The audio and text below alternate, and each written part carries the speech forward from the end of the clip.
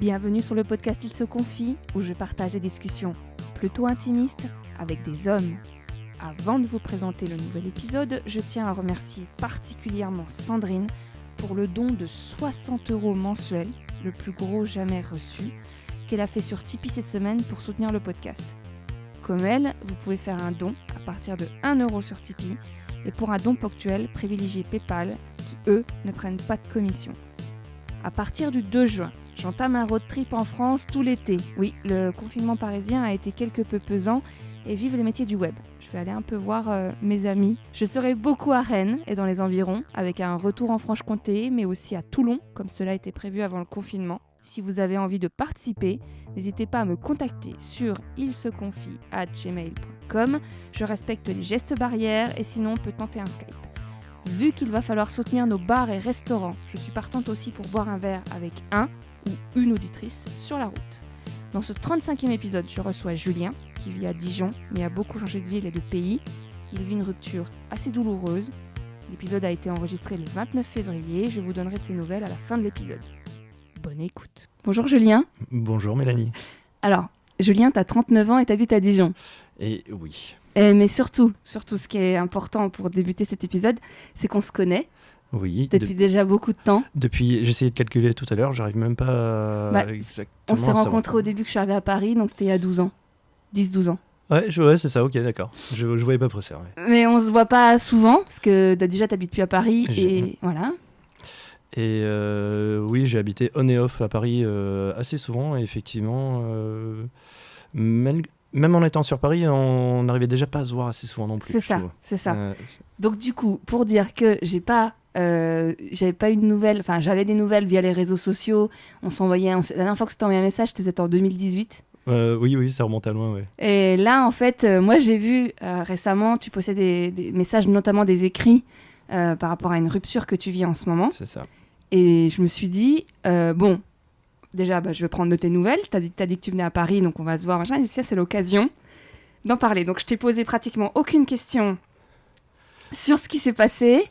Donc, pour ça, c'est pas du fake. Je vais être surprise. Je vais poser des questions comme si vous connaissiez. Enfin, comme si, voilà, c'est vrai. Je t'ai pas. Je suis entièrement vierge de l'épisode, on va dire. C'est ça. Et puis, je voulais pas surtout croire qu'on avait enregistré les questions que j'aurais pu te poser 2 heures auparavant. Là, au moins, je vais tout découvrir en même temps que tout le monde. Bah voilà. Et ça, les questions seront pertinentes. Donc, du coup, alors moi, je savais déjà même pas que tu avais rencontré quelqu'un. Parce que la dernière fois qu'on s'était vu, t'avais des histoires, mais il y avait rien de sérieux. Oui, à cette époque-là, je vivais une période un petit peu frivole quand on s'est connus. Ouais, je vivais une période un peu frivole après ma première grande rupture, on va dire, après ma première grande relation. Ouais. Où je vivais une période effectivement de légèreté ou de peu d'investissement ou de Mais tu recherche. cherchais quand même à trouver la bonne personne déjà.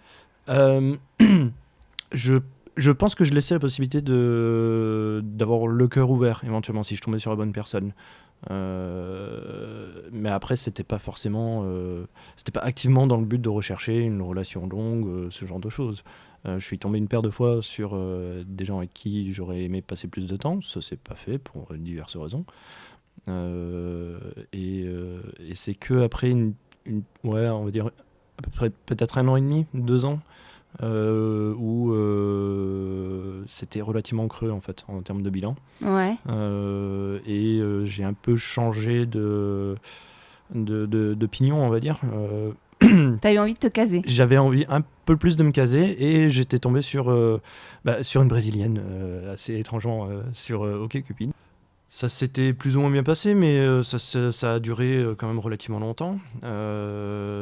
J'étais parti au Brésil, d'ailleurs, dans le but de m'installer. Disons que la politique de Sarkozy à l'époque rendait les choses difficiles d'un point de vue géopolitique, donc j'ai pas pu rester. Donc du coup, là où j'aurais pu avoir des facilités pour faire renouveler un visa, au moins de tourisme, le temps de faire... toutes les démarches d'état civil pour se marier sur place.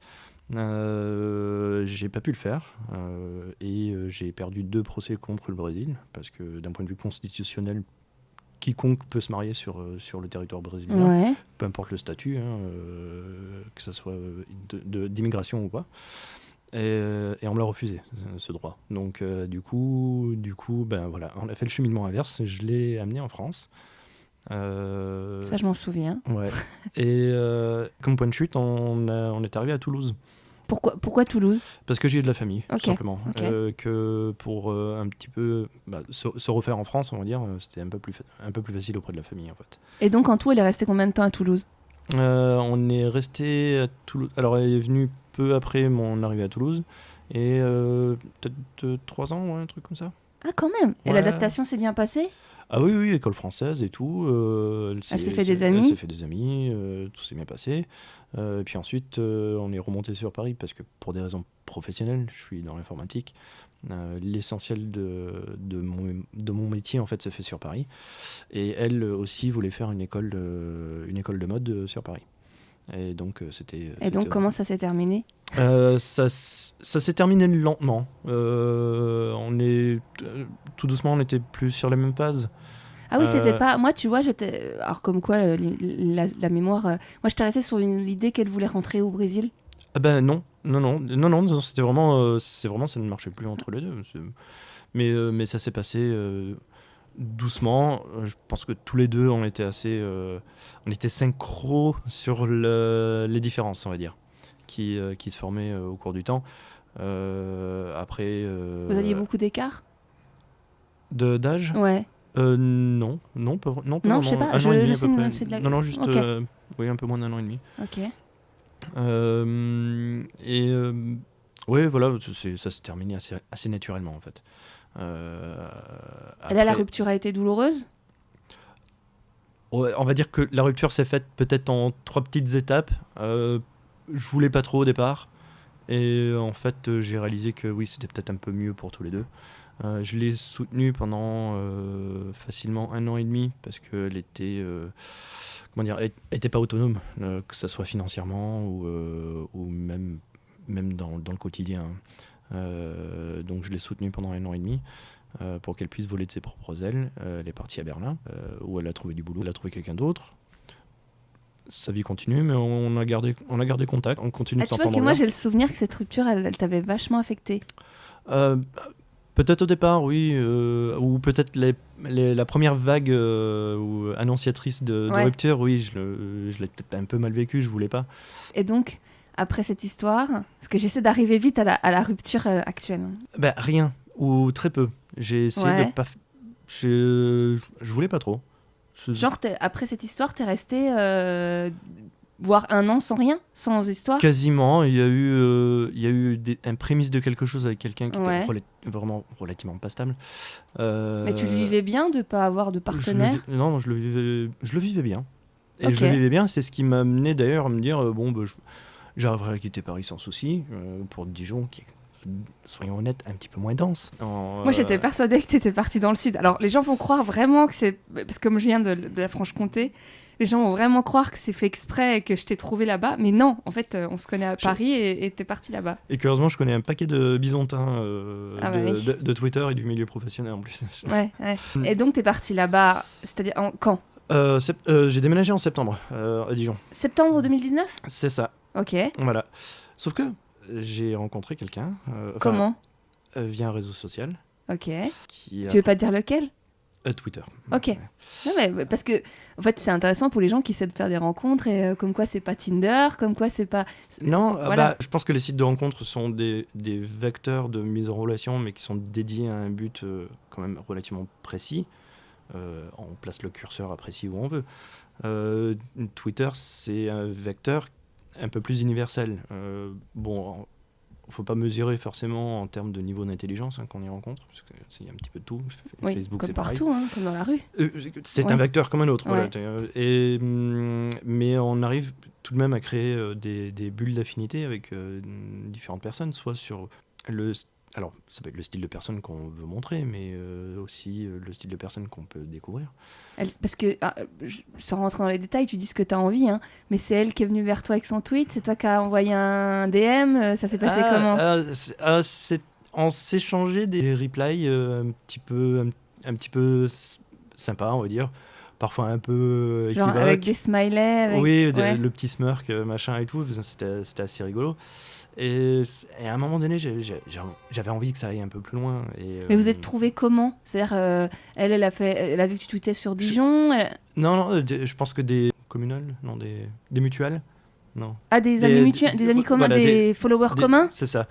Et puis bah, je croise des fois des tweets d'autres personnes que je connaissais pas. Et puis bon, bah, voilà, on a fini par rigoler un petit peu.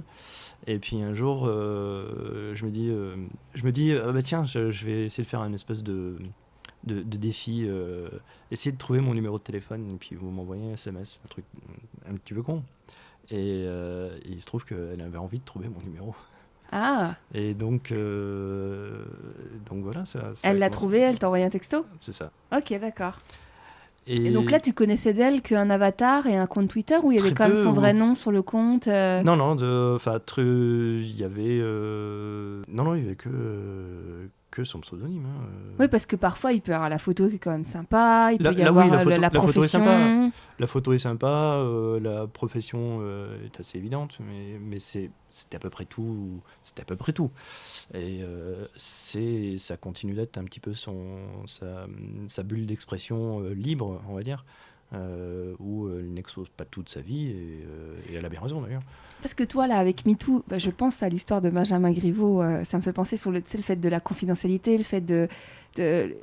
Tu serais allé, toi, si t'avais pas lancé ce truc de numéro de téléphone, t'aurais osé aller vers elle toi, est-ce qu'il y a beaucoup d'hommes qui ont du mal à se positionner dans la séduction et ce qu'ils peuvent faire, les limites de trucs à envoyer Oh, bah alors, il y a ça, de pas oser parce que ça pourrait être mal vu, et en plus de ça, je suis un immense ultra timide. Je veux dire, pour lancer ça, j'ai pris mon courage à 8 mains. Enfin, Après, c'est vrai qu'il y a la distance de l'écran pour les ça, timides. ça aide, et tout comme les sites de rencontres. Oui. Le fait de s'isoler, oui, enfin, le fait que ce soit une isolation, ça abaisse un petit peu le niveau d'anxiété que ça génère. Mais quand même, il y a quand même une personne derrière. Et donc, du coup, voilà, quand même vachement timide. Donc, vous êtes sortis ensemble à ce moment-là, ou vous avez attendu un peu? Alors, c'est pas arrivé tout de suite, parce que de toute manière, elle est du sud de la France. Ah, elle n'était pas de Dijon? Ni de Paris, parce que ça, c'était en juin. J'avais pas encore déménagé. Ah, attends, moi, je suis perdue parce que tu... Ok, donc, attends. On va reprendre les choses dans l'ordre. Hein, parce que moi, Parce que tu m'as parlé de septembre, et c'est en septembre que tu as eu son numéro. Non. Enfin, que vous... Non, alors, en juin, on a fait connaissance. Ah, ok, Enfin, parce on que a fait c'était pas connaissance clair. en ligne. Sauf que moi, j'avais déjà programmé mon déménagement pour septembre. Donc D'accord, moi je pensais que tout est lié. T'es arrivé, parce que dans ce que tu racontais, t'es arrivé en septembre à Dijon, et c'est là que t'as pris connaissance, tu l'as rencontré, quoi. Moi j'avais compris ça. Non. D'ailleurs, pour le moment, je ne connais aucune Dijonnaise. Ah oui, donc ça c'était quelques mois avant de partir à Dijon. Donc Bon, là voilà. tu vas à Dijon. Elle est dans le sud de la France. Elle est dans le sud de la France, donc on a fait connaissance en juin. En juillet, elle débarquait à Gare de Lyon. Ok, donc à Paris, quand tu étais encore à Paris. Quand j'étais encore à Paris. Ça a été, on va dire, assez explosif en termes de sentiments des deux côtés. Et on arrivait à se voir... si le hasard faisait bien la chose, quasiment toutes les semaines. Sinon, c'était plutôt toutes les 2 à 3 semaines. Parce que c'est vrai que c'est quand même pas la porte à côté. Bah oui. Et ça a été très très vite assez fusionnel. Donc t'as quand même déménagé à Dijon? J'ai quand même déménagé à Dijon parce que c'était prévu, programmé d'un point de vue professionnel. Et donc, et avec elle, ça continue de bien se passer. Il y a eu... Vous étiez quand même dans une relation à distance? On était quand même dans une relation à distance. Il y a... Par contre, on le vivait peut-être pas forcément à la même volumétrie. C'est-à-dire qu'elle sortait d'une relation assez longue et difficile, assez fraîchement d'ailleurs. Elle était en plein en train d'organiser sa nouvelle vie. Genre quitter le logement d'avant. Exactement. Gérer les enfants, voilà. Et donc, excuse-moi, vous aviez le même âge? Oui. Okay. À un an près. Un an près, voilà. Grosso modo, ouais. Mais voilà. Et moi, j'étais en carence. Enfin, je le suis, je pense, éternellement. Ça, c'est un truc. Il faut que je travaille avec mon psy. Ça, on en parlera après. Voilà. J'attends qu'on arrive à la rupture et on va parler de ça. Et moi, enfin, oui, je suis en carence affective. Donc, du coup, j'exprimais certainement beaucoup plus ce que je ressentais comparé à elle qui se cherchait encore. Alors, je dis tout ça sans lui chercher d'excuses sur la rupture. J'essaie de comprendre aussi sa position. Pas forcément évident quand moi je suis de l'autre côté de la barrière et que ça a été très difficile pour moi. Mais puis surtout on dit qu'il y a toujours 50-50 dans une histoire qui s'arrête. Peut-être. Parce que toi, même si c'est pas toi qui as choisi la séparation, c'est comment tu as choisi l'autre et à quoi il répond par rapport... Enfin, bref, on en viendra après là-dessus. Ouais. Alors, tout se passait bien, enfin, sur à peu près tous les plans. Ouais. Et en fait, je pense que le plus délicat, ça a été... en fait, c'est arrivé... disons, la rupture est arrivée assez vite, assez brutalement. Il y avait eu un petit peu des appels du pied au courant de l'automne, mais ça c'était assez... D'elle ? Ouais, d'elle, dans le sens où j'étais un peu trop présent. Mais ça, je pense que c'était le delta de rythme, en fait. Trop présent par rapport au message, par rapport à l'envie de la voir ? Les deux. Les deux, mon capitaine. Ok. Mais genre, pour quantifier par exemple les messages, c'était genre t'en envoyais des textos toute la journée ou... Non, j'en envoyais plusieurs, peut-être pas forcément toute la journée, ou j'aimais bien l'avoir au téléphone. Tu t'inquiétais si t'avais pas de nouvelles, rapidement ? Des fois, pas toujours. Non, je connaissais à peu près son rythme de travail, donc je sais qu'elle bossait, je sais que machin, bon... je savais quand est-ce qu'elle avait les enfants et qu'elle priorisait sur les gosses, ce qui est normal. Donc voilà, j'ai essayé de lui laisser autant de place que nécessaire, peut-être pas assez, c'est tout. Après, voilà. Ça allait quand même mieux, puisque pour la Noël, etc. et tout, on s'envoyait des cadeaux. Vous n'avez pas passé Noël ensemble, du coup, à cause des enfants ? Alors non, et c'était aussi encore avant son réaménagement dans son propre appartement, etc. Qui me mène justement au là où ça a commencé à dégringoler. En gros, tout allait bien jusqu'au tout début janvier, où on se disait encore je t'aime, où on prévoyait des vacances ensemble avec les enfants. Et en fait, il s'est passé tout simplement le premier week-end où elle a été seule dans son nouveau chez elle. Ce qui a dû d'un coup lui donner plein de place pour réfléchir où elle en était elle, ce dont elle avait besoin peut-être. À ce jour, j'ai pas réellement de réponse. Peut-être qu'elle en a pas à me donner non plus encore, parce que elle sait pas. Mais elle t'a dit quoi du coup ? Ça s'est passé comment ? Elle m'a dit en gros, je lui avais demandé quand est-ce que je pourrais descendre la voir. Alors qu'on s'était vu quelques jours avant, tout début janvier. Je faisais un aller-retour entre Troyes et Toulouse, donc j'avais fait un crochet par chez elle, tant à l'aller. Et comme c'était sur la route, on s'était vu juste une paire d'heures. Et sur le retour, j'ai passé 2-3 jours dans son nouvel appartement avec elle. Bon, elle travaillait, mais elle avait quand même du temps dans la journée. Donc quelques jours après, je lui demande quand est-ce que je pourrais descendre, et là elle me dit je sais pas, j'ai besoin de temps. Et pour moi déjà là, ça a été le début de la fin en fait. Mais là du coup, quand elle t'a dit j'ai besoin de temps, elle t'a rien dit d'autre, elle t'a dit donne-moi du temps. C'est ça, c'était vraiment en suspens, hein. Enfin, tant pour elle que pour moi. À demi-mot, j'ai eu confirmation que c'était pas vraiment une rupture. Mais voilà, donc j'ai fermé ma gueule. J'ai rien dit. T'as pris tes distances ? J'ai voulu lui donner de la place, du temps. avec l'handicap que j'ai, qui est, peut-être que j'en laisse toujours pas assez, je sais pas, mais j'avais rien dit pendant plusieurs jours. Hein. Et en même temps, ça m'effraie de rien dire parce que du coup, c'est disparaître du paysage. Donc du coup, Après, ça peut être aussi créer le manque. il y avait de ça. Et mais voilà. Après, je trouve que, enfin, moi, de mon vécu, enfin, je trouve que c'est un bon test pour voir, toi, quand l'autre est habitué à avoir de nos nouvelles, etc., et qui se dit justement, là, je sais plus trop où j'en suis, machin. C'est vrai que là, tu te rends compte si vraiment il t'aime et si vraiment tu fais partie à part entière de sa vie et qu'il veut pas te perdre, de pas avoir de tes nouvelles pendant 4-5 jours, ben, il se dit, elle me manque et il faut que je la rappelle, ou il me manque. Donc, je trouve que c'est un bon test dans une histoire. Ouais, ben là, Non. non. Ouais, non, bah, je me doute bien. Et, euh, puis c'est passé. Alors, ouais, c'est là où j'ai commencé à vraiment angoisser. Angoissé au point de.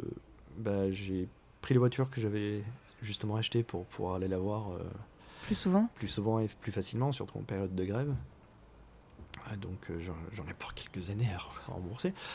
Enfin, tu Euh, l'avais pas pris que pour elle non plus. Tu l'avais pris non, pour j'avais toi fait. aussi. En fait, oui, pour moi, j'avais fait les calculs pour que ça vaille vraiment le coup, en fait. Et ça valait vraiment le coup. Voilà. Mais c'était quand même principalement dans cette optique-là. Hein. Hmm.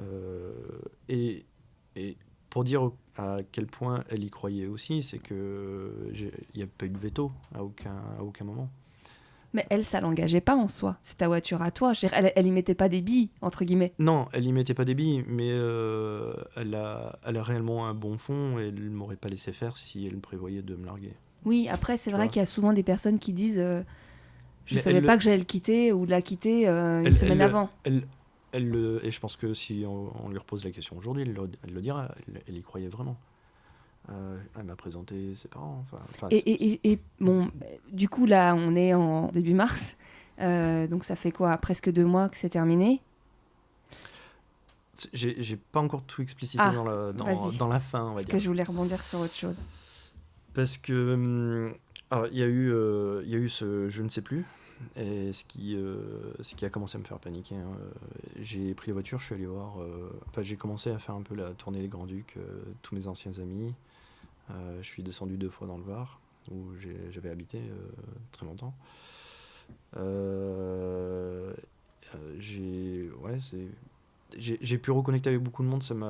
Je pense que j'ai fait ça dans le but de réaliser d'où je viens, en fait, de ce que j'ai pu vivre, malheureuse aussi, mais assez riche. Et, euh, et j'avais besoin de reconnecter avec des gens parce que, dans un sens, je suis un peu isolé à Dijon, j'y connais personne. Et puis, ben, c'est des gens avec qui je sais pertinemment, même si je les ai pas vus en 10 ans, où je pouvais trouver du réconfort et de la réassurance. Et ça a commencé là où j'en avais vraiment besoin, en fait. Et puis, donc après ce fameux week-end de sol, elle a commencé à sortir. Et Comment tu le savais? elle le disait. Sur Twitter? Oui, mais c'est très bien. Enfin, Enfin, ok. Ouais. moi, je suis tout pour. Enfin, Non, c'est pour savoir si vous étiez quand même en contact et qu'elle te le disait. Et là, c'est autre chose, tu vois. non, non. Je découvre les choses à part. Et du coup, par réflexe, tu l'as pas bloqué, t'as pas dit je vais la masquer, je vais. J'aurais dû, c'est ce que m'a conseillé le psychiatre. Mais non, j'ai pour elle un amour qui transcendra toutes les douleurs que j'ai. C'est juste que c'est un amour qui va évoluer dans le temps, enfin, qui a déjà nettement évolué, on va dire, différemment. Et depuis peu, il s'apaise. Mais voilà, donc, pour en revenir donc à ce. Donc elle sort, ce qui est normal. Et j'angoisse d'autant plus. Parce que j'ai une intuition un petit peu étrangement efficace. Et je sentais un truc qui allait pas, en fait. Et il s'est passé quelques jours où elle m'annonce que, en fait, elle avait de l'attirance pour quelqu'un d'autre. Et je peux l'entendre dans un sens, parce que j'ai été un petit peu à sa place il y a longtemps de ça. qu'elle a besoin de légèreté, alors pas de légèreté, elle a besoin de temps pour elle, libre de tout, libre de quelqu'un d'autre, parce qu'elle sort d'une relation qui a été compliquée aussi. Se relancer dans une autre, c'est peut-être un petit peu pas évident. Et j'ai envie de me dire que dans le même temps, j'étais un petit peu loin. Le temps de déménager dans le sud, ça aurait pris quand même du temps. Donc... tu te trouves, Hein tu te trouves peut-être des... Arrête de te culpabiliser. Enfin, non, je suis pas psy, hein, mais tu te culpabilises peut-être à mauvais... Comment on peut dire. Enfin, il n'y a pas de raison. Si elle qui choisit, dire qu'elle est à la base, elle savait les cartes, elle avait les cartes en main, donc elle a choisi de jouer. C'est pas de ta faute. À l'inverse, elle t'a demandé d'entrée de jeu de la distance. Donc, toi, quand t'es revenu et qu'elle t'a dit, la première fois qu'elle t'a dit, là, je sais pas quand c'est que tu reviens. Alors, tu penses qu'elle l'avait déjà croisée, cette personne ? Non, je crois pas. Bah, Je pense qu'elle aurait été beaucoup plus. Alors, je lui reprocherai jamais le fond du besoin de temps pour elle. Peut-être la forme. Bon, on m'a déjà dit, il n'y a pas de meilleure façon de quitter quelqu'un. Il n'y a jamais une bonne façon. Enfin, c'est ce qu'on l'a déjà dit plusieurs fois dans le podcast. C'est qu'en fait, ça fait toujours mal, en fait, quand l'autre s'y attend pas. Oui, dans le même SMS, parce que c'était par SMS. Ah oui, en plus. Alors, techniquement, elle pouvait pas m'appeler sur le coup, hein, donc pour des raisons professionnelles. Ok. Elle avait pas l'occasion de m'appeler. Vraiment, elle avait pas l'occasion de m'appeler, donc. Mais elle pouvait pas attendre le soir de te dire, de te répondre plus tard dans la soirée, non plus. Avec ses enfants. Une fois qu'ils sont au lit. Non. Je sais pas. Non, tu sais, parce que j'essaie de trouver je... les excuses que les gens trouvent pour larguer par texto, entre guillemets, tu vois. Non, je pense réellement que bon, si elle aurait peut-être pu, en faisant un gros effort, trouver un moyen de m'appeler, mais bon. En prenant une pause au boulot. Enfin. Non, elle Non. Elle avait une stagiaire avec elle. Enfin bon, c'est un peu. Ok. Ouais. Ok. Non, c'était. Non, je pense réellement, si elle dit qu'elle pouvait pas m'appeler sur le coup, qu'elle pouvait pas. C'est juste que elle aurait pu peut-être me le dire plus vite ou me larguer plus franchement avant de m'annoncer ce genre de truc.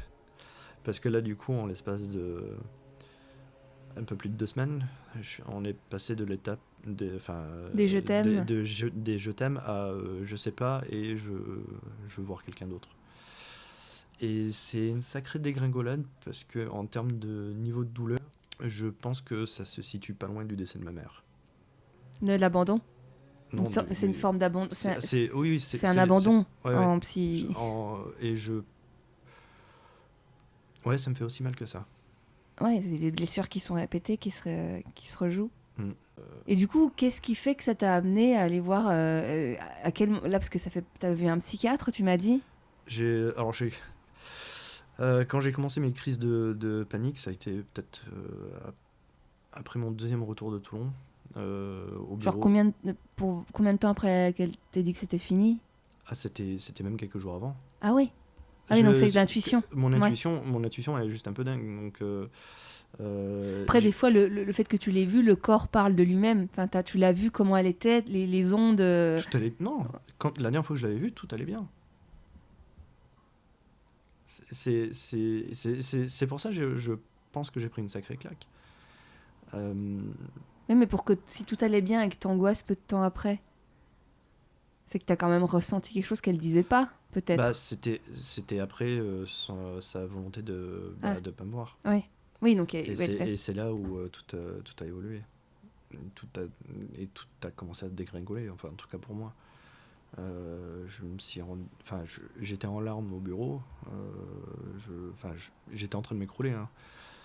Et tu mangeais plus, tout ça ? Je mangeais déjà plus, je dormais déjà plus depuis plusieurs jours. Et à défaut de savoir exactement où aller, je me suis rendu aux urgences psychiatriques. Carrément de toi-même comme ça ? Ouais. Waouh. Bon, ils m'ont dit que je suis pas un capsy, hein, parce que je faisais une réaction à quelque chose d'assez difficile. À une émotion. Mais ils m'ont dit que la démarche était très bonne, quand même. Et voilà, donc bon, ça a été parti pour un peu de Xanax. Rendez-vous au CMP pour organiser un petit peu un suivi plus efficace, plus correct. Alors, pour ceux qui ne savent pas, le CMP, c'est un centre oui. médico-psychologique. C'est ça. Et pour le coup, c'est remboursé, c'est ça? Oui. C'est pas cher, enfin c'est gratuit. Ça fait partie du service public. T'as pas eu envie d'aller voir une personne que tu as choisie et que tu payes? Alors, je le fais maintenant. Ouais. Parce que le problème avec les CMP, c'est que justement, comme ils sont entièrement couverts par la Sécu, ils sont archi blindés à 6 mois. Ouais. C'était surtout en fait pour faire un premier triage.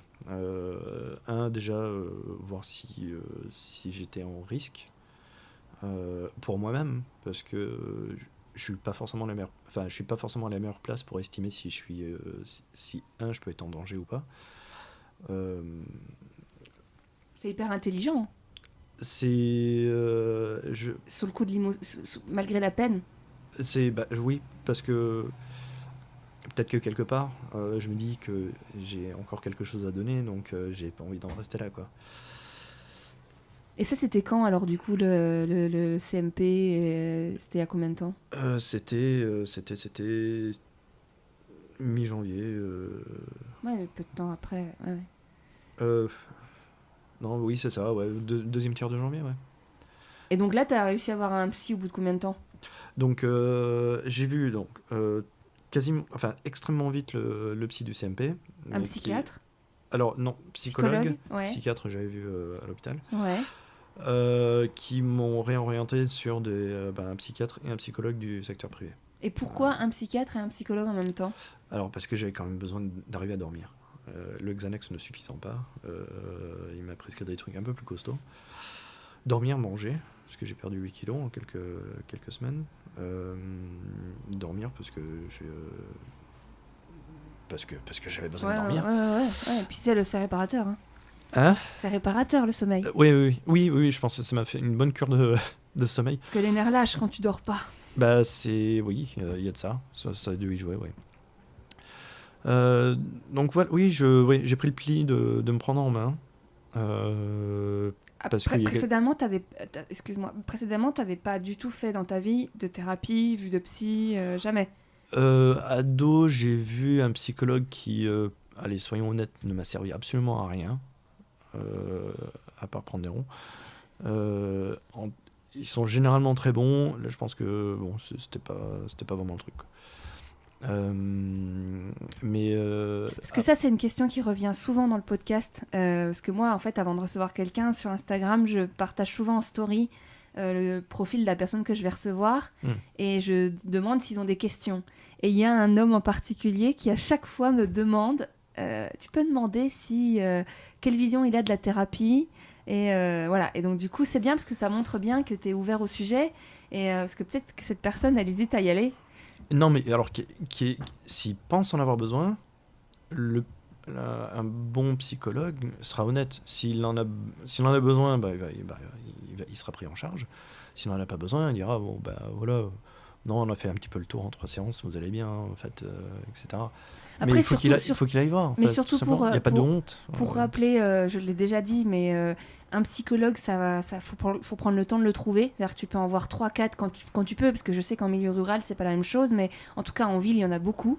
Et on peut pas avoir le feeling avec tout le monde. C'est quand même à quelqu'un où on va tout dire, on va vraiment se confier. Ouais. Et puis, surtout après, donc ne pas mélanger psychiatre, psychologue et psychanalyste.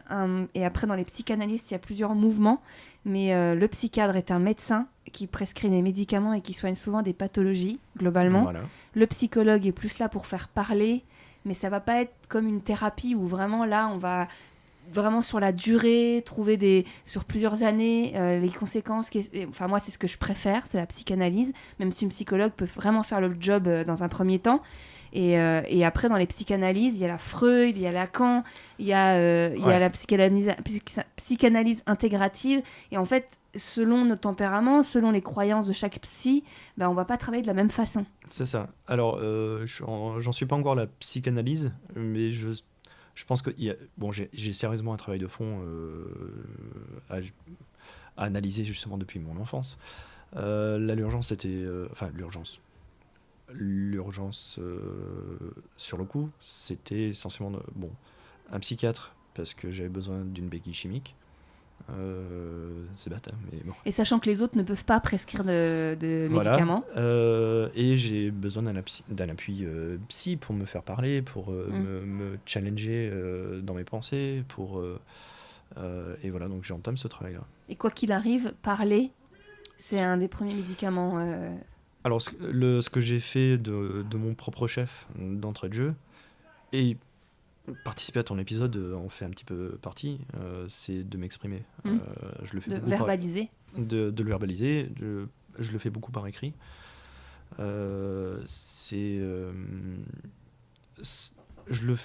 Alors, je le partage extrêmement peu. Enfin, il y a peut-être une demi-douzaine de personnes qui savent ce que j'écris, et encore, Quand tu partages sur Facebook les liens?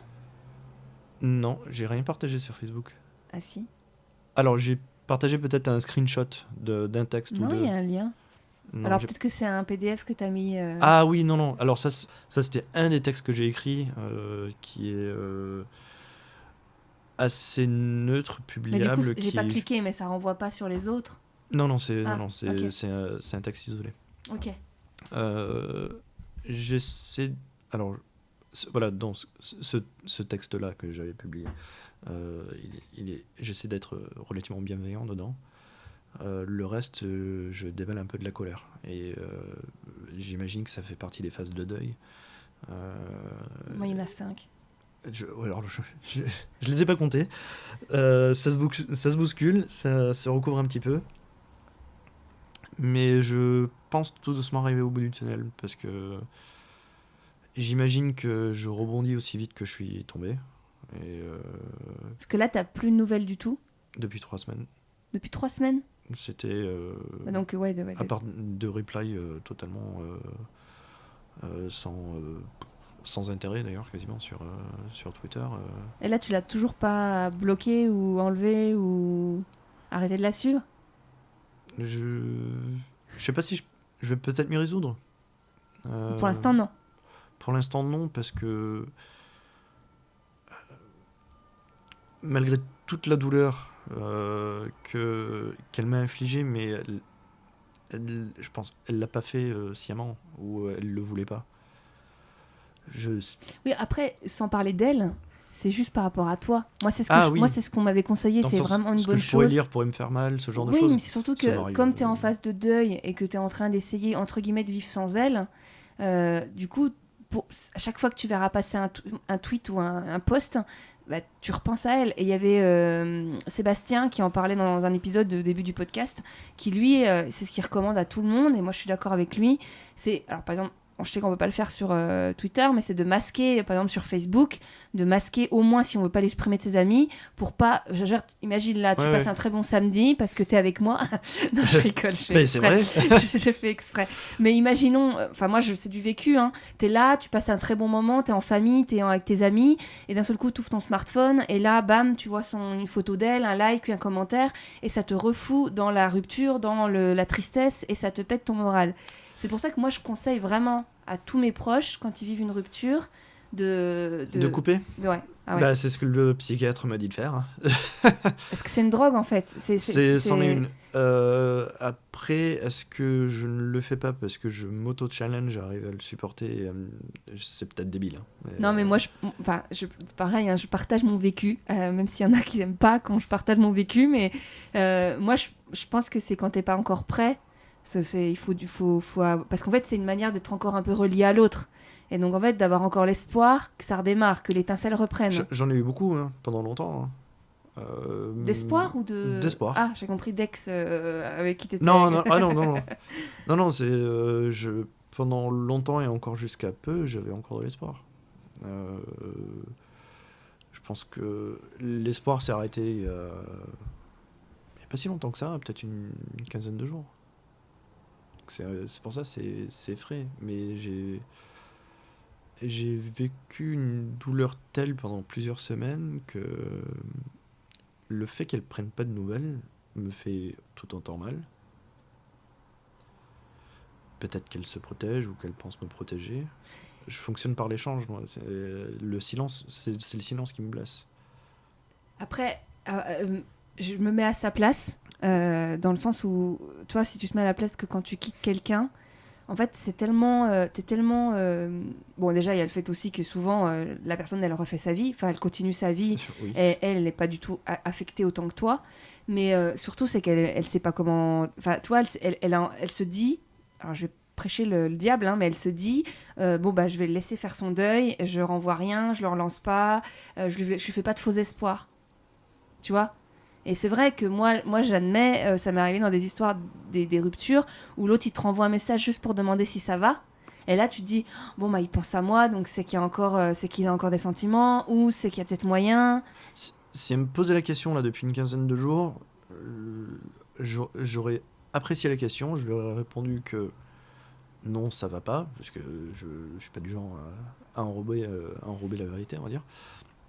Mais ça m'aurait pas régénéré d'espoir, je pense. Ouais. Non, ouais, en fait, plus ça va et moins j'y... Enfin, non. Parce que là tu me disais que t'avais eu un date hier soir. Et oui, alors... Mais comment ça? Alors, Je- dans ma démarche de reconstruction, et parce que je pense que tout n'est pas acheté chez moi, Bah encore heureux. voilà. C'est Chez pour ça- personne d'ailleurs. Chez personne d'ailleurs, c'est pour ça que je suis allé très vite à trouver du support chez mes amis, tant à Toulon, je suis parti une semaine au ski avec des amis, etc. et tout, parce que... Et ça m'a pas forcément aidé directement, ça m'a fait du bien, et ça m'a fait réaliser que... putain, j'ai encore un sacré entourage, quoi, et ça c'est cool. Et je suis allé chercher de l'aide professionnelle aussi, parce que les amis, c'est bien, mais ils peuvent pas tout faire non plus, hein. Le temps que ça se mette en place, je me dis, bon, bordel, et si je combattais le mal par le mal? c'est peut-être pas l'idée du siècle, hein, mais je me suis réinscrit donc plusieurs sites de rencontres. Ouais. Et il se trouve que sur un des sites de rencontres, j'ai fait la connaissance de quelqu'un qui se trouve être un professionnel de santé et que j'ai rencontré hier soir un petit peu au pied levé parce que c'était pas prévu qu'on soit dans la même ville. C'était au même via une endroit. appli. Ouais. Enfin, via un site qui a une appli. Ouais. Ok. OkCupid. Ok. Alors, avant, j'avais rencontré quelqu'un d'autre pas très loin de Toulouse, où je suis descendu aller voir la famille. Depuis janvier? Ouais, c'était il y a 2 semaines même. Oui, d'accord, ok. Ça s'est bien passé. Je le suis peut-être encore un petit peu encore en phase de réflexion, parce que Mais il s'est rien passé avec cette personne-là près de Toulouse? Si. Vous avez couché ensemble? Oui. Ah oui. Et en plus, elle va écouter le Ah message. bon? Ouais, certainement, ouais. Non, c'est absolument adorable. Et moi, Tu l'avais prévenu de tout? autant que je puisse, oui. Ouais. Donc,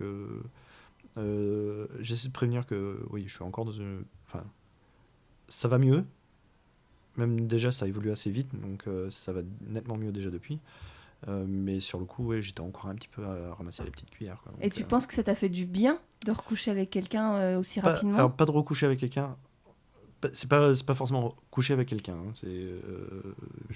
J'arrive à délier un petit peu les trucs. Ouais. Mais que je trouve... Comment dire? Que je déclenche encore de l'intérêt chez l'autre.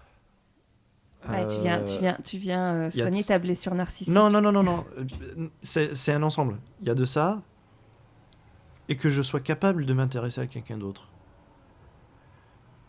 Tu vois- Et c'est surtout ça dont j'avais peur. Moi, c'est une Que je réflexion. sois incapable de me réouvrir. Mais c'est tellement récent, c'est tellement frais.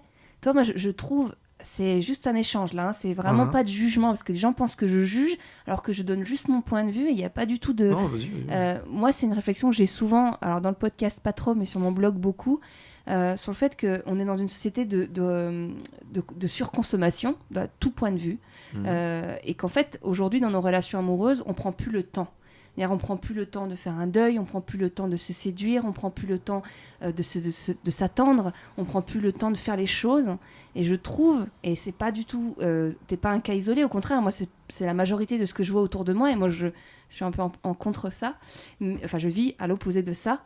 Et en fait, je trouve qu'on est vraiment dans ce truc, comme il y a l'immédiateté. Moi, je dis souvent, je l'ai dit dans une interview il y a pas longtemps sur la Provence, où on est dans des applications où on peut commander une pizza comme on commande un être humain. Je caricature, je sais très bien que t'as pas commandé une pizza quand t'es allé dans le sud. Et c'est le côté totalement détestable des applis, parce que je me rends compte au bout de 3-4 swipes que je suis en train de faire du shopping. Et c'est assez ignoble en fait. Et donc du coup, là où moi je trouve, et que ce que je lis beaucoup dans des bouquins de psychologie ou autres, c'est qu'en fait on a besoin, nous, notre cerveau, pour notre mémoire, pour nous, parce qu'en fait c'est une blessure psychique, il faut du temps pour la soigner, comme une plaie, elle a du temps pour cicatriser.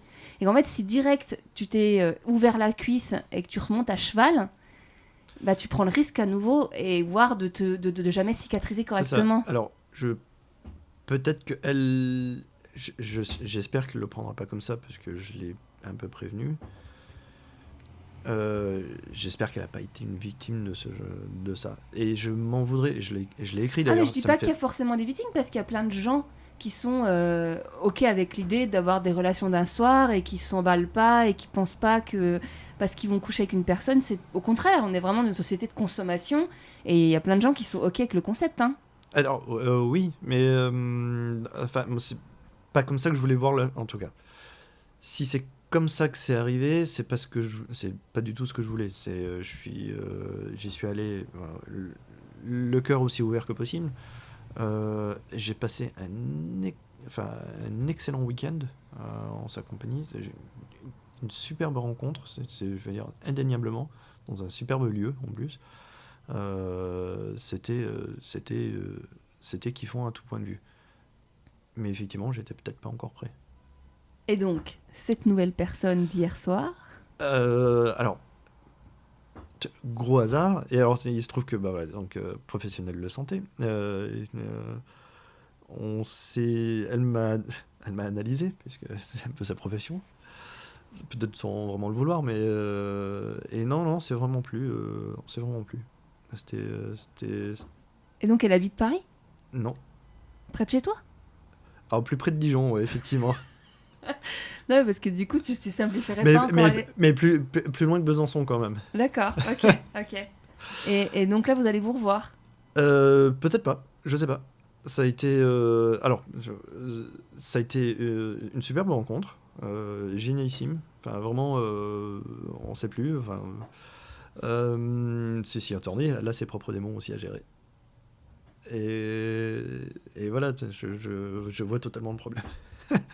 Mais alors, qu'est-ce qui fait que celle du Sud que tu as rencontrée juste avant cette personne d'hier soir, t'y retournerais pas ? Déjà, je pense qu'il y a la géographie, mais qu'est-ce qui fait que ça durerait pas ? Il n'y a pas eu le truc en plus ? Peut-être pas le truc en plus, peut-être que c'est tombé à un mauvais moment aussi.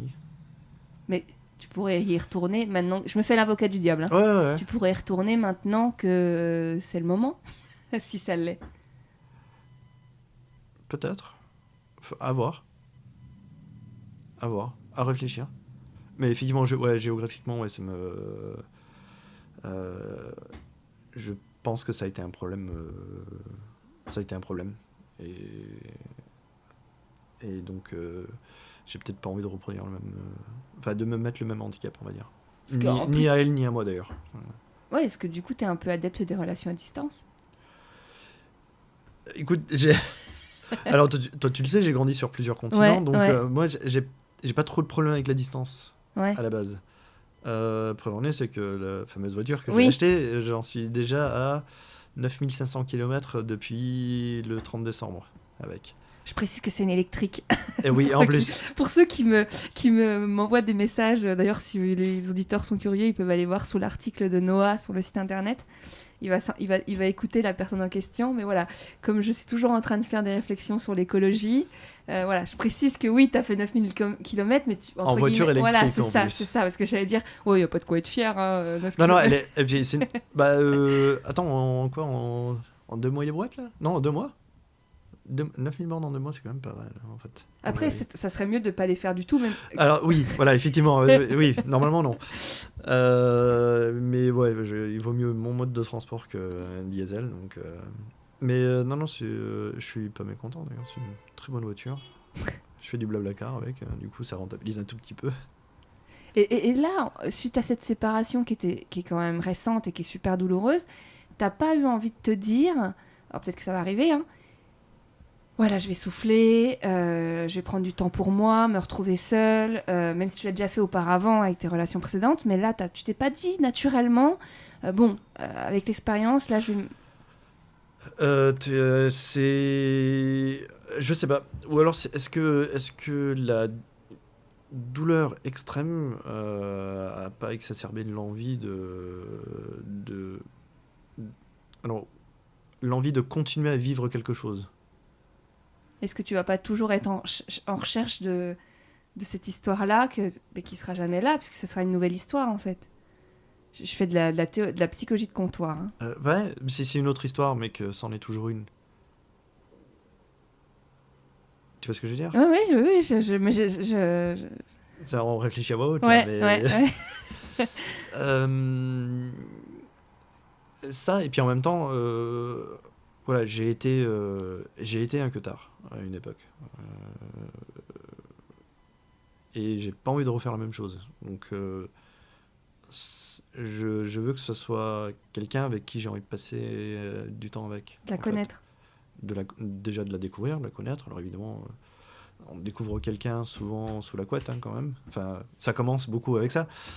Et j'ai rien contre, je suis pas fait de bois. Hein, Quand tu dis que tard, t'étais que tard, c'est-à-dire pendant genre tu collectionnais les meufs tous les week-ends, plusieurs par semaine.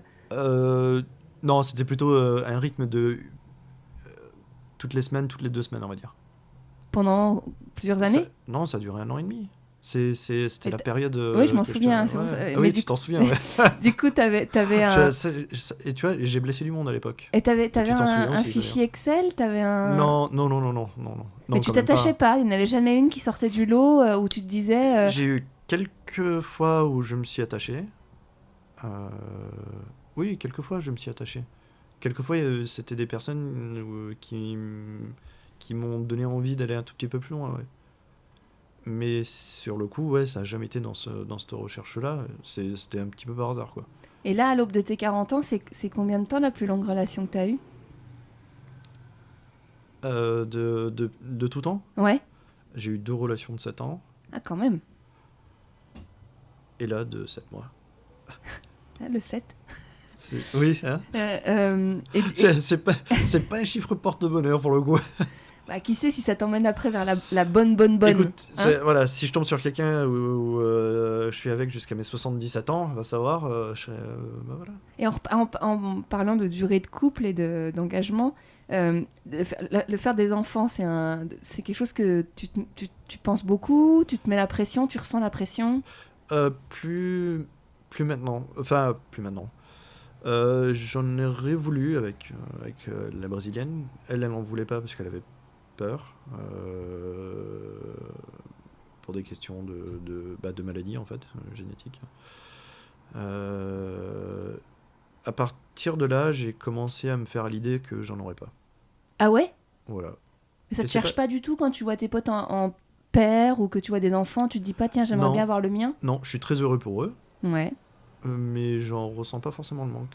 Et là, j'étais parti pour m'engager avec quelqu'un qui n'en voulait pas d'autres. Qui n'en voulait pas d'autres, mais qui m'aurait... Alors, c'est pas mes enfants, mais qui m'aurait quand même apporté des enfants où j'aurais aimé un rôle à jouer. Et pour moi, c'est vachement gratifiant quand même. Toi, parce que par exemple, il y avait Jean-François qui disait, moi, je savais que je voulais des enfants depuis toujours, parce que je voulais laisser une trace de mon passage. Ah non, réfléchir comme ça me... Non, mais j'ai eu cette réflexion-là pendant un temps, c'est d'avoir une continuité, machin. Et puis t'as aussi la pression parentale derrière. Ouais, t'es le dernier, vous êtes plus que 2 à perpétuer le nom dans la famille. Franchement, c'est un patronyme, on s'en tape un peu, quoi. Ouais, donc tu te mets pas la pression, tu vois, parce qu'on pourrait croire que comme tu ressors vite avec des femmes, tu pourrais vite vouloir... non, ça n'a pas de lien. Non, aucun lien. Ok. Non. Si j'en ai, ben, je serais vachement heureux, mais ça va. Les enfants des autres sont aussi des êtres à accompagner dans la vie, et c'est très bien aussi. Oui, je suis un peu de ton avis. Voilà. Et donc, du coup, ma question est, là, concrètement, si quelqu'un nous écoute et qu'il est en pleine rupture ou qu'il en vit une et que c'est compliqué, c'est quoi les conseils que tu lui donnes s'il va pas bien et que les premières choses à faire ou si va chercher de l'aide. Enfin, il n'y a pas de honte à aller chercher de l'aide. Que ça soit déjà pour commencer les amis, j'irais se mettre une mine, c'est pas forcément la meilleure idée non plus, mais les amis et de l'aide professionnelle. C'est mal remboursé par la Sécu malheureusement, mais les psychanalystes sont pas du tout remboursés par la Sécu. Oui, voilà. Alors, ça c'est encore pire. Mais non, faut aller, faut pas avoir honte. Malheureusement, j'ai l'impression que dans ce pays-là, c'est assez mal vu de voir un psy. Mais c'est juste une maladie qui est... Enfin, c'est pas une maladie, c'est un mal qui est dans la tête. C'est juste... c'est pas sur le corps, quoi, c'est tout. J'ai une auditrice, je t'en ai déjà là je l'ai pas précisé, mais dans toutes les questions que je t'ai posées, c'est plein de questions d'auditeurs. Hein. Ah, bien. Là, il y a une autre question d'une auditrice, c'était est-ce que tu penses que t'es trop gentil avec les femmes? Alors, je vais répondre par ce que m'a dit une amie une fois. Elle m'a dit, au début on faisait connaissance, une très très bonne amie, et rien d'autre. Elle m'a dit, Julien, je te connais depuis peu, mais j'ai beaucoup d'intuition, j'ai l'impression que tu as été écrasé par la vie. Et que... Putain, ça me fait chialer ça. Oh bah non. Il y a déjà eu des larmes dans le podcast, hein, c'est pas... Et que tu t'excuses presque d'exister. T'as beaucoup d'amour à donner, ne le brade pas. Et dans ce sens où... Non, est-ce que je suis trop gentil? Je le suis. J'ai beaucoup à donner. Est-ce que tu vois, t'as déjà entendu parler de la dépendance affective?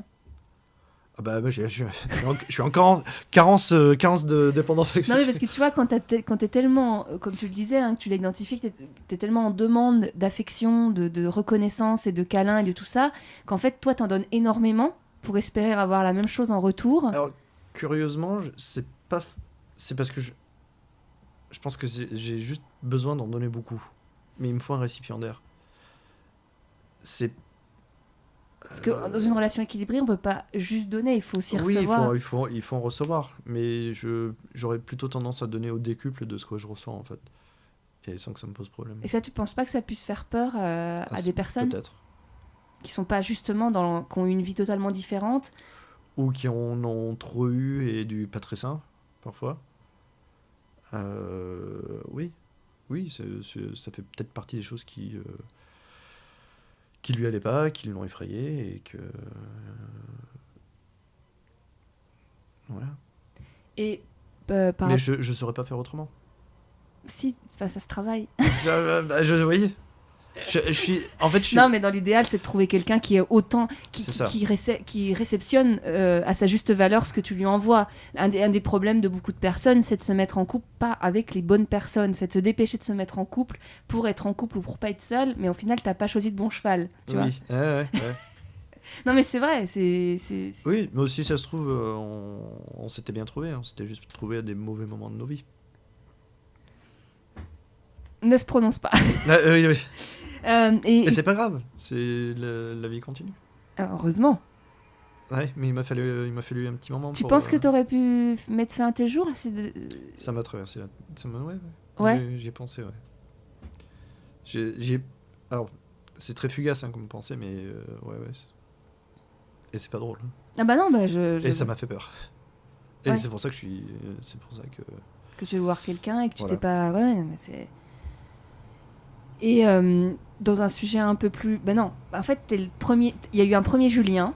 Donc, il y a Julien qui a beaucoup marqué les esprits parce que Julien, il ne sort qu'avec des femmes qui ont moins de 30 ans, voire moins de 25 ans. Il en a 40. Et on le commente encore aujourd'hui. Et toi, l'âge des femmes, c'est un sujet ou pas? Est-ce que tu te verrais être avec une femme plus âgée ou très jeune? Non, c'est une question d'état d'esprit, peut-être De personne? Oui, oui, c'est pas trop sur l'âge. Ta Alors oui, fourchette? alors évidemment, il y a peut-être l'attirance physique qui va y jouer, et l'âge joue à un moment donné sur le physique. Après, il y a des grandes quadras qui ont l'air d'avoir 35 ans, et comme il y a des nanettes de 35 qui ont l'air d'en avoir 45, enfin la moyenne de 45. Mais t'as Donc, mis quelle fourchette sur OkCupid, par exemple? je crois que j'ai mis 34 à 45 ou un truc comme ça. Ah, t'as pas mis genre 25, 28 Non, oh non, oh non, non. Pourquoi? Bah, Je pense de delta culturel ou delta d'intérêt. Quoique, peut-être que je loupe des perles rares qui auraient 28 ans. Mais C'est bien, ça casse les clichés. Moi, j'avais l'impression, selon les stats, que vous étiez beaucoup à mettre genre entre 20 et 35 ans. non, non, non, ouais, non, de mémoire, j'ai mis un truc genre 32 ou 34 à 45. Ok. Oui, oui, parce que je connais des gens extrêmement bien qui ont 44 ans, donc... Oui, mais c'est des questions purement objectives. Y a Et pas techniquement, j'en ai presque 40, donc bon, hein, je vais pas me... J'arrive dans la décennie... Enfin, dans la dizaine d'après, hein, il va falloir que je m'y intéresse, on va dire. Et donc on va arriver à 2-3 questions un peu plus légères, à moins que tu veuilles continuer sur la rupture et t'aies des choses à ajouter.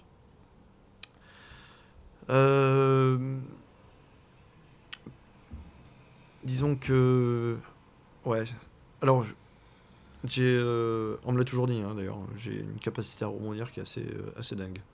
Sauf que quand c'est soi-même qui est en chute libre, il faut vraiment avoir tapé le fond, en fait, pour... Pardon. Toucher le fond. J'ai pas relevé, hein. J'ai pas voulu faire de l'humour, le sujet était grave. Oui, donc il faut avoir touché le fond. Pour rebondir et réaliser qu'on est en train de rebondir. Et puis aussi dans les yeux des autres. C'est aussi pour ça que j'en discute avec mes amis, etc.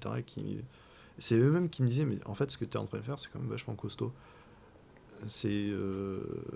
Et sauf que je le réalisais pas, en fait, sur le coup. Donc je me dis que ouais, ça me rassure dans ma démarche, en tout cas. Mais ouais. Tu vas rester à Dijon? Alors, patron. Non, bah alors on n'en parle pas. Non, on n'en parle pas. Non, à terme, j'y resterai pas. Ça, j'ai. Tu te verrais revivre à Paris? Non plus. Pourquoi? Je crois que les hivers me fatiguent un petit peu. Non, je suis redescendu là dans le Var il y a plusieurs fois là, ces derniers temps. C'est une région qui me manque. Enfin, tout le pourtour méditerranéen me manque, en fait. Pas uniquement pour celles avec qui j'ai rompu, mais parce que oui, j'ai quand même pas mal d'attaches, de façon générale. Et... ouais. Ok. Et pour les questions plus récurrentes, vas-y. Alors, est-ce que toi, ça te dérange de faire l'amour quand la femme a ses règles? Bah, non, pas particulièrement. Enfin, non. Non, ben voilà, c'est tout. Il y a des gens que ça rebute, il y a des hommes que ça rebute, ou des femmes hein, qui veulent pas. Ouais, alors je dirais que mes qualités linguistiques sont un peu... Bah oui. Ça, c'est un peu plus compliqué. À moins d'avoir un côté un peu Twilight. Voilà. Cela étant, j'ai eu des amis qui ça leur posait pas problème de faire autrement aussi. Ah oui, oui. Voilà. Mais il y en a qui... C'est pas tous les jours. Enfin, c'est pas tout le monde. Mais ouais, c'est sympa aussi. Enfin, ça te bloque pas? Non. T'es pas contre? Non. Et donc, on en arrive à les deux questions vraiment depuis le début pratiquement. La pilosité. Toi, est-ce que ça a déjà été un complexe pour toi, tes poils? Genre à la Chez moi ou chez les autres? Chez toi déjà. Alors je me rase, c'est devenu une habitude. Mais genre que le maillot ou un peu partout? Ah, le pubis et tout, enfin... Les jambes, les aisselles? Non, Les non. aisselles? Non. Ok, non, mais l'interfessier? Il faudrait peut-être que je regarde si j'ai un petit... Non, je déconne. Non. Non, c'est vraiment... c'est, Juste le maillot. Oui, c'est ça, le maillot. Oui. Ok. Enfin, on dit le maillot, mais oui, enfin, le sexe, quoi. C'est ça. Tu fais comment? J'ai la tondeuse Philips. Spéciale. C'est quoi? C'est Body and Hair. Ouais, ok. Enfin, voilà, c'est... Bon, j'arrive quand même à me couper avec. C'est quand même pas génial. T'imagines C'est mieux que le reste. T'imagines qu'il y en a qui le font rasoir. Et d'autres qui le font à la cire. J'ai essayé à la cire. Mais non, mais pourquoi vous faites ça? Vous êtes fous. Bah, je l'ai fait qu'une fois, hein, je te garantis. Bon, en même temps, il y a plein de femmes qui le font à la cire, hein, donc... Vous avez bien du courage. Et les femmes, elles, la pilosité? Le fait qu'une femme s'épile pas, les aisselles, les jambes? Je pense que je me suis beaucoup habitué aux aisselles rasées, mais plus par habitude. Donc, du coup, j'ai peut-être un petit peu du mal avec les aisselles pas rasées. Ouais, si tu couches avec une femme, là, et vous avez grave envie l'un de l'autre, elle enlève son t-shirt, et là, tu découvres qu'elle a ses aisselles au naturel. Ça pourrait... Mais en fait, non, si je réfléchis, c'est peut-être pas si gênant que ça, en fait. Après, ça dépend, tant que c'est pas... Enfin, voilà. Ah bah, il n'y a pas de bonne réponse. Je sais... Enfin... je crois que j'ai jamais connu une nana qui se rasait pas les aisselles, donc du coup, je sais pas trop ce que ça donne en termes de pilosité, d'ailleurs. Puis les jambes? Les jambes, jusqu'à un certain point, ça me gêne pas trop les poils. Et... Enfin, je m'en souviens, je me suis pas rasé, machin et tout, non, mais ça va. Puis le maillot? Alors, j'aime bien quand c'est rasé, ça me gêne pas quand ça ne l'est pas. Rasé, c'est plus intégral ou juste entretenu? Bon, si c'est entretenu, c'est quand même sympa. Mais... Entretenu, ouais. Alors, j'aime bien intégral. Entretenu, j'aime bien aussi. Mais j'ai passé 7 ans avec quelqu'un qui se rasait absolument pas, donc tu vois, c'est... Et donc là, j'ai un peu ma réponse, mais je la pose quand même. La dernière fois que t'as pleuré? Tout à l'heure... T'as aucun problème avec ça? Avant-hier, non, du tout, non. T'as jamais eu de problème avec le fait de pleurer? Non, depuis que je suis gosse. Parce que j'ai vécu des traumas assez violents en gosse et que voilà. Tu veux ajouter quelque chose? Non? Merci. De rien. Merci d'avoir écouté cet épisode jusqu'au bout et n'hésitez pas à le partager si vous l'avez aimé. Comme je vous le disais en début d'épisode, j'ai eu des nouvelles de Julien et voici ce qu'il m'a écrit. Je revis de plein fouet mon chagrin, c'est des montagnes russes. Dans le même temps, j'ai annulé les abonnements au site de rencontre, je me referme un peu, inconsolable je pense. Le confinement n'a pas aidé, je suis confinée depuis avril en famille à Toulouse, c'était plus prudent vu la fragilité dans laquelle j'étais. Si vous avez un message pour Julien, je lui transmettrai. Pour faire un don, le lien est présent dans toutes les bios des réseaux sociaux du podcast, Facebook, Instagram et Twitter, en espérant vous croiser, beaucoup d'entre vous, un peu partout en France, cet été. À très vite.